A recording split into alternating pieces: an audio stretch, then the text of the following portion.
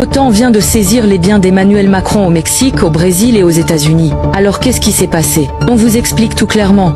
Après avoir renoncé à la participation du président français et de son homologue ukrainien lors du sommet de l'OTAN aux États-Unis, le commandant suprême de l'organisation aurait pris une nouvelle décision surprenante contre l'Élysée, suspendant l'accès de Macron à plusieurs biens qu'il possédait à l'étranger. Selon les informations qui circulent actuellement, ces biens seraient désormais bloqués jusqu'à nouvel ordre. Le général de l'OTAN aurait expliqué que cette mesure est prise après de multiples déplacements sans d'éventuelles explications de la part du président français. Il estime que ces voyages créent des tensions inutiles et entraînent le peuple français dans des situations qui ne le concernent pas. Selon les dirigeants de l'OTAN, Macron n'aurait jamais dû aller chercher de l'aide auprès d'autres pays sans accord préalable, surtout dans un contexte géopolitique aussi sensible. L'OTAN reproche aussi à Macron d'avoir enchaîné des voyages jugés suspects, l'Afrique du Sud, le Gabon puis la Chine. Chaque déplacement serait lié, selon eux, à la recherche d'un soutien en faveur de l'Ukraine. À partir d'aujourd'hui, l'accès de Macron à ces biens serait donc officiellement suspendu. Il ne pourrait plus les visiter, ni y toucher, ni les utiliser jusqu'à l'ouverture d'une nouvelle procédure.